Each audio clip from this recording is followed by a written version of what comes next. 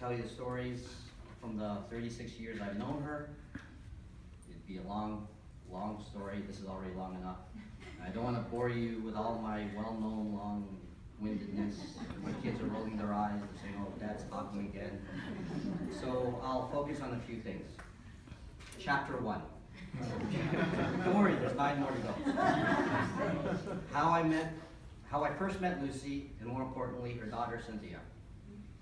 In grade 9, I was going to St. Martin's, but had seen 3 girls from Pocock High at a school bus stop. And luckily, through a mutual friend, I had managed to be introduced to one of them, and tried all my limited moves to win this girl's heart. I wrote her poetry. I went to the Bayanihan Maharlika bowling on Sunday to meet with her. I went to her school dance to try to impress her with my moves. I showed up with a dozen roses one time, but she threw it in the garbage. She was afraid that her mom would get very angry. And yes, I was the boy that parents didn't like because I preferred to do everything on the sly. But Cynthia and I became serious, so I switched schools in grade 11 to be closer to her. Well, that's her story. I have a little different story, but I won't get into it. But it wasn't until Cynthia was hospitalized in grade 12 because of a collapsed lung that I first met Lucy. I visited Cynthia at Sick Kids Hospital, and there was Lucy at her bedside, and Cynthia was forced to introduce me to her mother. We really didn't talk to each other on that visit.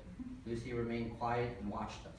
But this step led to Lucy's reluctant permission in allowing Cynthia to invite me over to their house. But it was always in the full view of Lucy. That was how our relationship started. I was the boy that had won her daughter's heart, and I don't think she was very happy about it. Cynthia and I had continued our relationship through high school, but my relationship with Lucy was always very cordial and formal at best during those early years. I was allowed to take her to both grade 12 and grade 13 proms, but as long as I was bringing somebody else. I was talking about this with Ray, because Ray was the escort at the time. Of all people. Even in the first few years of marriage, whenever Lucy needed me to do something, she would tell Cynthia to ask me, instead of her asking me directly. That kind of bothered Cynthia, since I was living in the same house. Chapter 2, her church. She was always a very religious woman who not only attended church regularly, but also helped out when she could. She had all the statues prominently displayed with food offerings at her home. She volunteered at fundraising events as well as gave out hosts at St. Peter and Paul Church. She would volunteer to monitor the Adoration Chapel in St. Patrick's Church. She would know all the different mass times at all the different churches, which ones were too busy, which ones were more convenient. Sometimes she attended 2 masses or more a day. She was a member of the Catholic Women's League, and even when her mobility started to fail her, she looked forward to the faithful coming to her home and giving her a host. She would even skip medical appointments just so that she could finish watching Mass on TV. She loved God and was overjoyed when Justine, her granddaughter, was an altar server. I personally believe that it was because of me that she strengthened her faith. She needed so much help that she could pray for me, for even like me.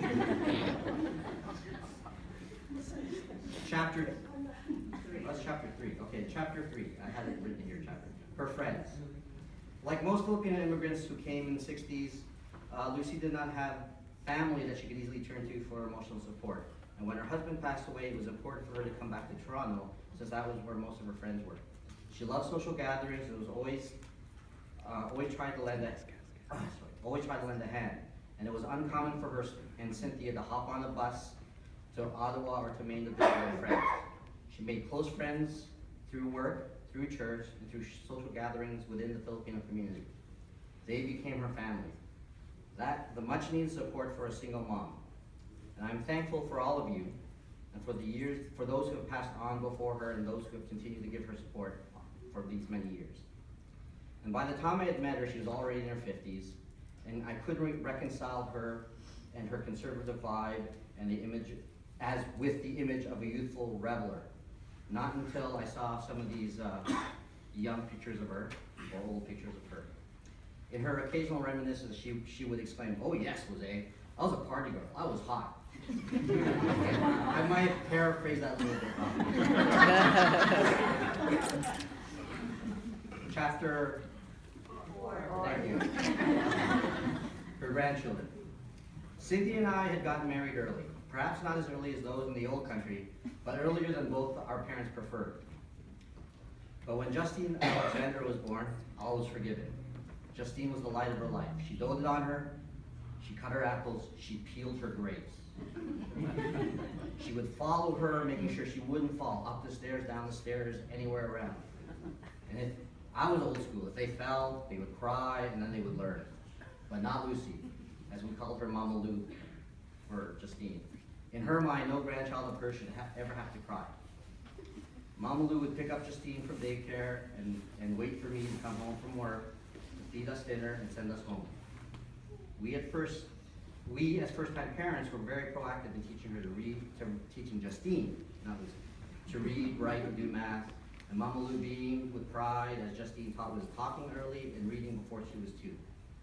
Mama Lou would help bring her to Brainchild and Brownies and was always there as Justine was growing up. I did not think I saw a closer bond between grandmother and grandchild until Xavier.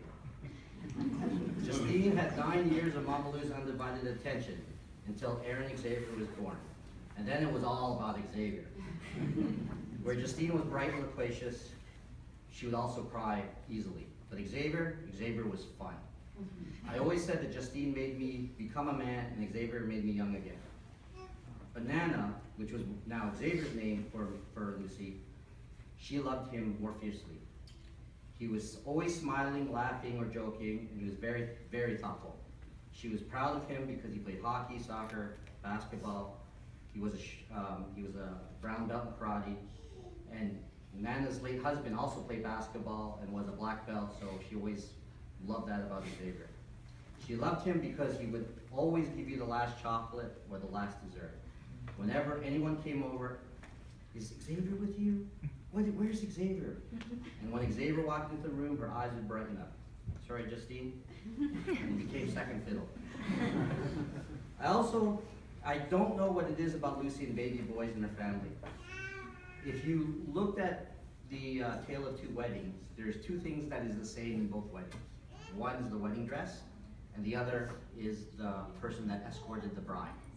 The bride was escorted by Mama Lou's baby brother, Danny. When Lucy's baby brother, Danny, came to visit a few years ago, there she was, pinning her condo key onto his jacket and talking to the 60-year-old man as if he was an 8-year-old. She loved her baby boys. Chapter 5, her independence. Lucy was always proud of her independence, and as far as Cynthia can remember, she never had a boyfriend. She was perfectly happy being alone with her daughter and her friends and her church. I'd always joke about her having a boyfriend, and she once replied, "I don't want to be under anyone's thumb." As the years passed, she finally began to warm up to me. She could easily ask me to do things for her, and I would mow her lawn, shovel her driveway, fix whatever needed fixing. She saw that though I wasn't a religious man, I was a moral and ethical man, and our relationship was more adult-to-adult relationship. Unfortunately for Cynthia, it was always parent to child. Occasionally, Cynthia would be scolded for some parenting faux pas, and I would joke to Cynthia to say, "Go, tell your mom that, 'Mom, I'm in my 40s, I have 2 children, you only have 1. Of course, Cynthia would never do that. As the years passed and it became clear that she could not manage the house by herself, she would not leave her home, even when her body was saying that it was time.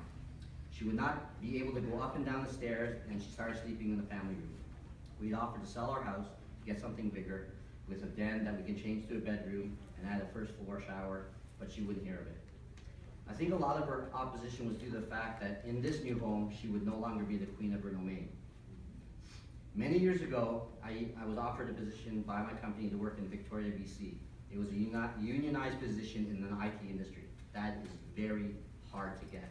That doesn't happen. And though Cynthia was willing, I turned both opportunities down. I could not leave Lucy. I could not deprive her of her grandchildren, and her only daughter. Chapter 6, her last years. I honestly believe that she had moved into her condo 5 years too late. She was already feeling weak from the years of going up and down those stairs.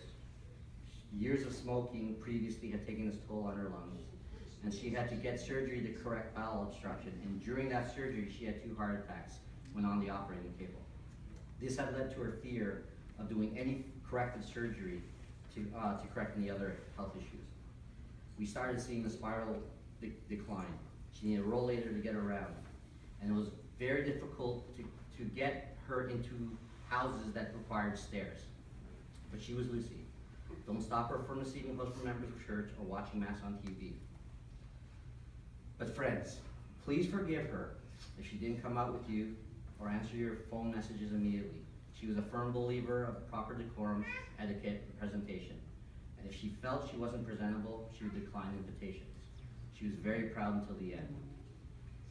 I am so grateful that her friend passed, is she still here?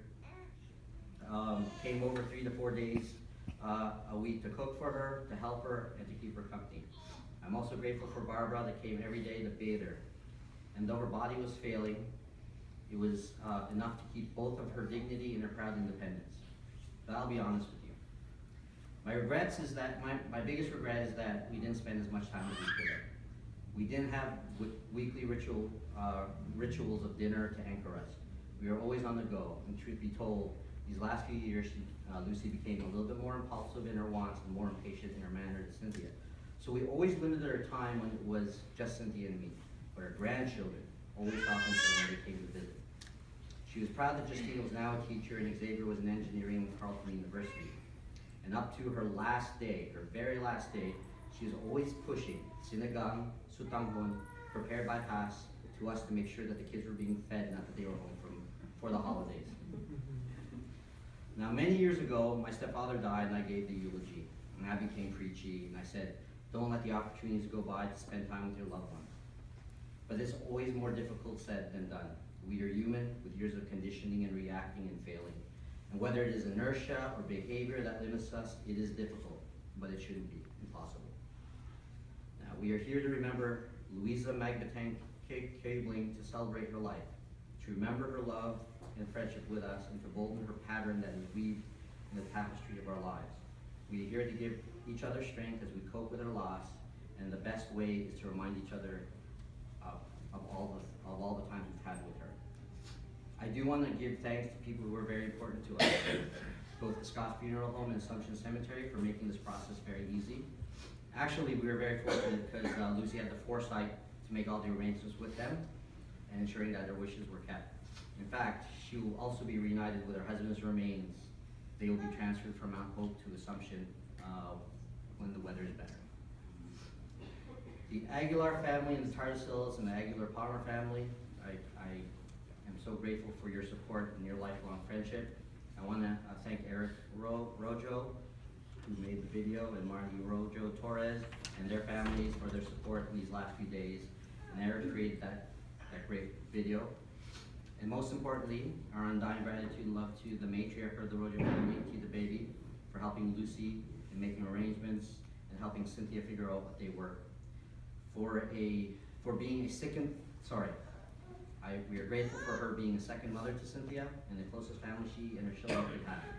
And special love for me, a special love for me for letting me see Cynthia behind Lucy's back when we were young and foolish, and especially smoothing the road with Lucy. Thank you very much.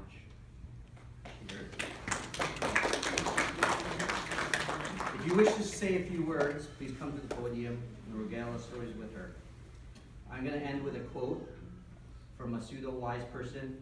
The history that was written, I know some of you back here, it would have been very difficult to read what was on the screen. We'll continue to play the video, we just won't put the music, but I had gone through the history, and at the end is a quote from a pseudo-wise person that said, "And though your body tires with age and your mind is filled with pain and hardship of life, it is because you gave joy and love to those around you, and that you will live on in our hearts, in our memories, and our beliefs.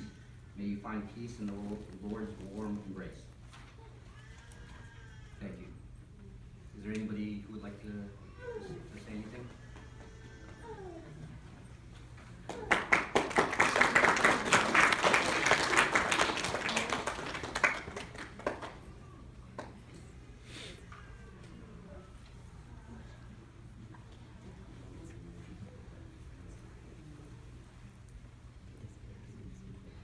Aye.